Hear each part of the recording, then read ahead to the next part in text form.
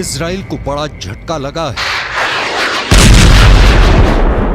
Netanyahu का गुरूर टूट गया है, क्योंकि इजराइल जिसे हमास और हिजबुल्लाह के खिलाफ सबसे बड़ी दीवार कहता है, उसको नसरल्लाह के लड़ाकों ने एक झटके में खत्म कर दिया।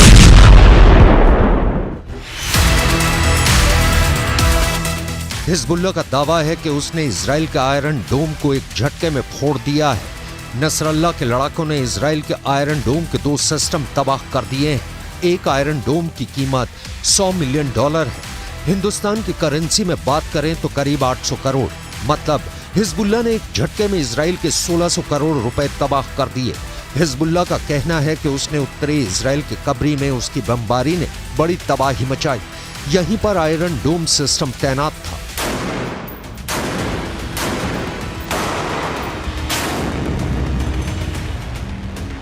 यह बात पश्चिमी मीडिया भी बता रहा है और इसकी चर्चा अमेरिका में भी हो रही है, लेकिन इजराइल ने इस पर पूरी तरह से चुप्पी साध रखी है। हमास के रॉकेट को रोकने वाला आयरन डोम इस वक्त संकट में है। हर हमले का मुंह तोड़ जवाब देने की धमकी देने वाले नेतन्याहू ने आयरन डोम पर हुए हमले पर अब तक कुछ नहीं बोला है। हालांकि ये तो तय है कि इस हमले ने इजराइल की टेंशन बढ़ा दी है, क्योंकि यही वो सुरक्षा कवच है जिसके बलबूते इजराइल अपने लोगों की हिफाजत करता है। उसकी सीमा में आने वाले रॉकेट और मिसाइल को इजराइल अपने इसी मिसाइल डिफेंस सिस्टम से मार गिराता है। 7 अक्टूबर को भी जब हमास ने करीब 5000 रॉकेट से हमला किया तो आयरन डोम ने बड़ी तादाद में रॉकेट मार गिराए थे। हिजबुल्लाह जानता है कि रॉकेट इजराइल पर बेअसर साबित होते हैं, इसलिए अब उसने एंटी टैंक मिसाइलों का सहारा लिया है। वो तोप से भी गोलाबारी कर रहा है। हिजबुल्लाह लगातार इजराइल के लिए सरदर्द बना हुआ है। पहले भी इसने एंटी टैंक मिसाइल सिस्टम से इजराइल के मरकाबा टैंक को निशाना बनाया और अब उसके निशाने पर आयरन डोम सिस्टम आ गया है। इससे पहले जब जब फिलिस्तीनी संगठन हमास ने रॉकेट से हमला किया है, आयरन डोम का सक्सेस रेट 95% से ऊपर रहा है। यानी हर 100 रॉकेट हमलों के बाद जब आयरन डोम की मिसाइल फायर की गई तो उसने 90 से ज्यादा रॉकेट को आसमान में ही रोक दिया। इसी वजह से इस एयर डिफेंस सिस्टम को लेकर दुनिया में मांग बढ़ने लगी। ये ज़ेलेंस्की की डिमांड लिस्ट में भी आ गया। आयरन डोम 4 किलोमीटर से लेकर 70 किलोमीटर दूर से हो रहे हमलों को रोक सकता है। ये मिसाइल को भी रोक सकता है, ये रॉकेट के हमले भी रोक सकता है और तोप के गोलों को भी रोक सकता है। इजराइल की ये हालत देखकर कह सकते हैं कि इन हमलों को रोकने के लिए आयरन डोम फेल साबित हुआ है और इस्तेमाल करने पर बहुत महंगा भी साबित होता है, क्योंकि 1 लाख रुपए की कीमत वाले रॉकेट या तोप के गोले को रोकने के लिए इससे 2 मिसाइल फायर की जाती है, जिनकी कीमत रेंज के हिसाब से 70 लाख से 1 करोड़ रुपए हो सकती है। यानी एक रॉकेट जिसकी कीमत 1 लाख रुपए भी नहीं, उसको रोकने के लिए इस हथियार की इतनी बड़ी कीमत हैरान करती है। अब खुद आयरन डोम पर हमले ने बता दिया है कि नेतन्याहू का कोई डिफेंस सिस्टम पुख्ता नहीं है। दुनिया के सबसे बेहतरीन एयर डिफेंस सिस्टम माने जाने वाले आयरन डोम पर अटैक की खबर ने इजराइल को 440 वोल्ट का करंट लगा दिया है। ये नेतन्याहू के लिए भी बहुत बड़ा झटका है। लेकिन सवाल है कि अब नेतन्याहू इन हमलों का जवाब कैसे देंगे।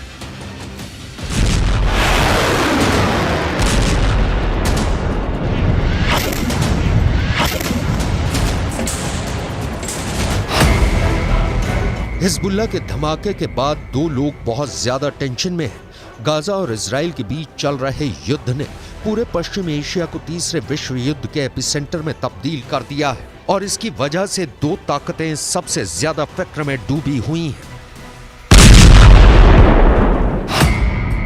पहले हैं इजराइल के प्रधानमंत्री बेंयामिन नेतन्याहू और दूसरे हैं अमेरिका के राष्ट्रपति जो बाइडेन। दोनों की टेंशन का मीटर लगातार रेड लाइन को पार करता जा रहा है। इस तस्वीर को लेकर खौफ बहुत ज्यादा है। हमास से 2.5 महीने से जारी जंग और हिजबुल्लाह के बढ़ते हमलों के बीच अमेरिका के रक्षा मंत्री लॉयड ऑस्टिन इजराइल पहुंच गए। यहां उन्होंने एक बार फिर दोहराया कि इस जंग में अमेरिका इजराइल के साथ है। हालांकि उन्होंने इस पर कुछ भी नहीं कहा कि अगर हिजबुल्लाह की तरफ से हमले तेज हुए तब भी वो इजराइल का साथ देंगे। Palestinian civilians in Gaza is both a moral duty and a strategic imperative. So we will continue to stand up for Israel's bedrock right to defend itself. And we will also continue to urge the protection of civilians during conflict and to increase the flow of humanitarian aid into Gaza.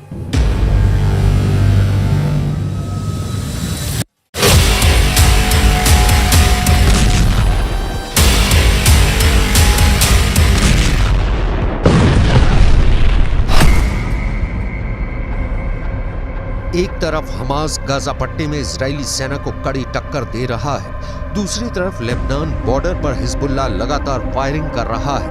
ऐसे में सवाल है कि Israel के लिए अगला खतरा कौन सा आने वाला है। ये बात नेतन्याहू अच्छी तरह से जानते हैं कि इस जंग में अमेरिका से भले ही उसको मदद मिल जाए, लेकिन युद्ध तो उसे खुद लड़ना होगा। मोर्चे पर उसके ही सैनिकों को तैनात होना होगा। इसलिए हिजबुल्लाह की तरफ से हमले तेज होने के बाद नेतन्याहू ने अपना वॉर ट्रायंगल तैयार कर लिया है। नेतन्याहू के वॉर ट्रायंगल में सबसे बड़ा कोना गाजा में हमास का पूरी तरह खात्मा है। नेतन्याहू के वॉर ट्रायंगल में दूसरा बड़ा कोना लेबनान में हिजबुल्लाह का अंत है, जबकि नेतन्याहू के वॉर ट्रायंगल का तीसरा सबसे खतरनाक कोना है सीरिया, जहां पर इजराइल की एयरफोर्स ने हमले तेज कर दिए हैं। ये तीनों जगह या देश इजराइल के बॉर्डर से लगे हुए हैं और इजराइल इन्हें अपने खिलाफ सबसे बड़ा खतरा मानता है। यही वजह है कि इजराइल साल के 12 महीने, महीने के 30 दिन और दिन के 24 घंटे युद्ध के मोड में रहता है। उसकी सेनाएं हमेशा एक्टिव रहती हैं, दुश्मनों को लेकर हमेशा चौकन्ना रहती हैं। अपने आसमान को सुरक्षित रखने के लिए अभी इजराइल के पास 4 लेयर में डिफेंस सिस्टम है। पहला है आयरन डोम, जो रॉकेट और विमानों को 70 किलोमीटर के दायरे में रोक सकता है। मिड सेगमेंट में दूसरा है डेविड स्लिंग सिस्टम, जो 250 किलोमीटर की रेंज तक मिसाइल या विमान का दुश्मन बन जाता है। एरो 2 एयर डिफेंस सिस्टम, इसकी रेंज भी 250 किलोमीटर तक है, लेकिन यह डेविड स्लिंग के मुकाबले में ज्यादा ऊंचाई पर जाकर आसमानी टारगेट को मार गिरा सकता है। और चौथा है एरो 3, जो 2.5 किलोमीटर से भी आगे के टारगेट को खत्म करता है। और अब यही एयर डिफेंस सिस्टम इजराइल का बैलिस्टिक मिसाइल को मार गिराने वाली गारंटी बन चुका है।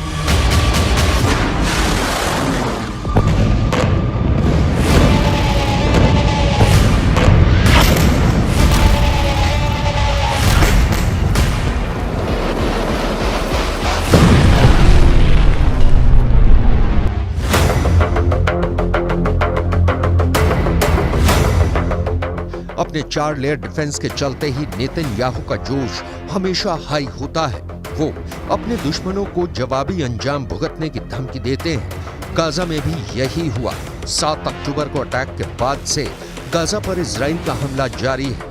युद्ध का अंत कब होगा ये फिलहाल कोई नहीं जानता, लेकिन जैसे जैसे युद्ध लंबा खिंचता जाएगा, मौत के आंकड़े भी बढ़ते जाएंगे, बर्बादी भी बढ़ती जाएगी। फिलिस्तीन के स्वास्थ्य मंत्रालय की माने तो युद्ध में अब तक 19,400 फिलिस्तीनियों की मौत हो चुकी है। दूसरी तरफ इजराइल के 129 सैनिकों की जान चली गई है।